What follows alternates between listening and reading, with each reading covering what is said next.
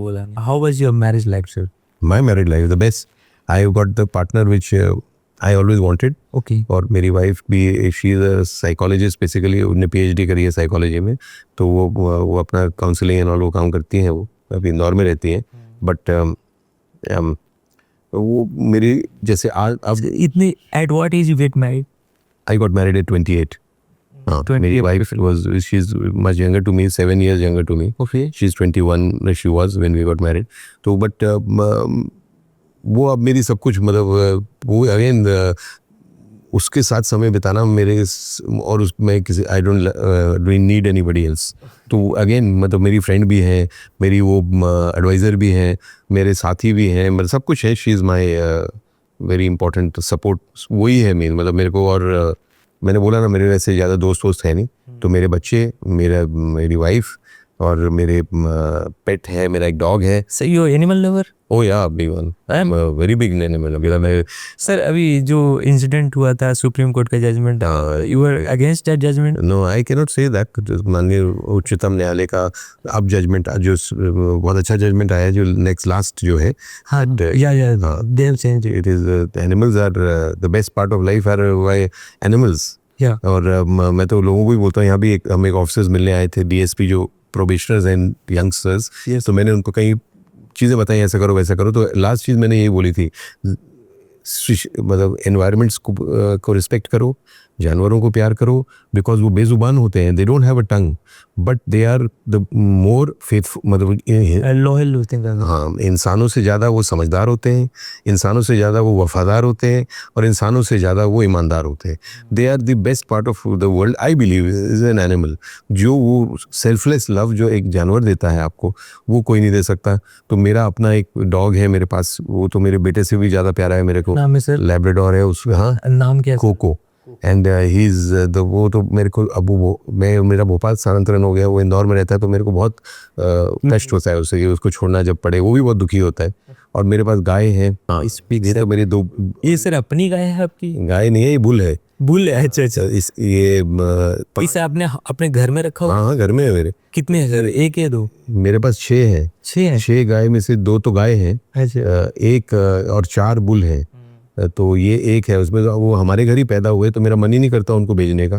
तो बड़े बड़े हो गए हैं तो बुल, और तो इसलिए वो हैं बड़े एग्रेसिव.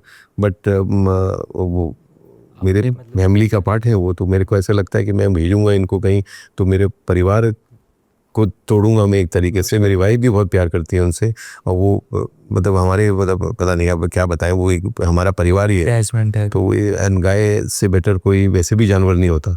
ऐसा बोलते हैं कि एक गाय जो है ना, अगर आप एक पुराने पेड़ के नीचे बैठ जाओ, या आप एक बूढ़े व्यक्ति के साथ बैठ जाओ, या आप एक गाय के पास बैठ के सेवा करो, तो जो आपको आशीर्वाद और पुण्य मिलता है वो इक्वल होता है. मतलब as much as an old tree and a बुजुर्ग व्यक्ति एंड अ काउ. तो cow is and the cow family, तो उससे मतलब ज़्यादा आशीर्वाद या आपको पुण्य नहीं मिलता.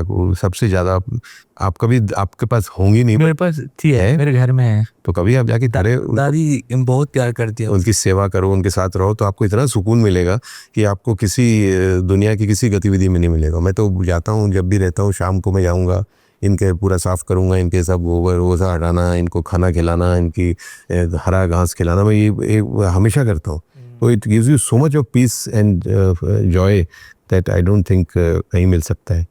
तो सर जैसे इंडिया में क्या हो गया कि सर आज का यूथ है सर, इंडियन यूथ, वो सर ज़्यादातर गवर्नमेंट जॉब को लेके they invest minimum 5 years of their prime is in government job preparation में.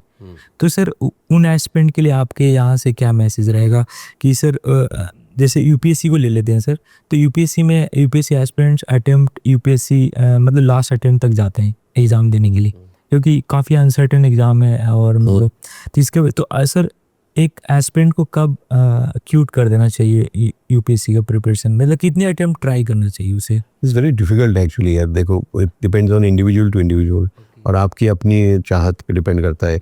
और है तो बहुत बड़ा चांस.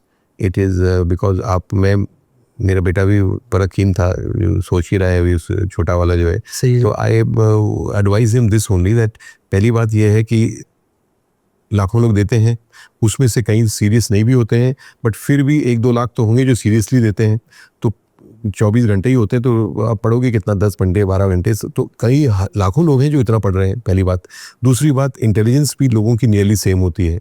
ऐसा तो है नहीं कि एक कोई सुपर ब्रिलियंट होता है और कोई बिल्कुल ही बिना दिमाग के होता है। तो nearly intelligence is nearly same.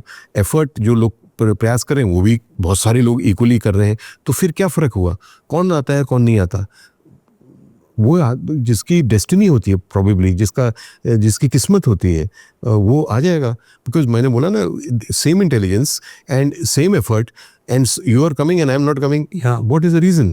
The reason is something which is you can't understand. तो it is a big chance, है तो चांस, बट फिर भी अगर देना है और सपना देखना है तो बिल्कुल देखना चाहिए। बट मैं यही बोल सकता हूँ कि it is not the end of the world. आपको वही चीज़ करनी चाहिए जो आपको अच्छी लगे। तो आपको अगर यूपीएससी देना है तो बिल्कुल दीजिए, ताकि बाकी बाद में आपको ना ये मलाल रहे कि मैंने दिया नहीं। अगर मैं देता तो मैं ज़रूर आता। You should give it, but कितना अटेम्प्ट देना चाहिए सर, ट्राई करो। वो that I can not say, that it depends on individual to individual. So you were telling your son is giving. No, he is not giving, but he is thinking of giving. Okay Varun sir, जैसे India में क्या है कि लोग ज़्यादा academically, parents are forcing their child to be good in studies. From childhood से force करते हैं कि आप बी गुड इन स्टडीज। और मतलब चाइल्ड को अलाउ ही नहीं करते कि डाइवर्स फील्ड को एक्सप्लोर करे चाइल्ड। तो सर ये हॉबीज़ जो होता है, हॉबीज़ का कितना इंपॉर्टेंट है sir? Hobbies can be career, मतलब कुछ ग्रेजुएशन के बाद हॉबीज़ भी कैरियर बन सकता है आपके हिसाब से? I don't think hobby can be a career. मतलब वो अलग चीज़ है। आपकी इंटरेस्ट बहुत चीज़ों में हो सकती है and you can make a career in many things.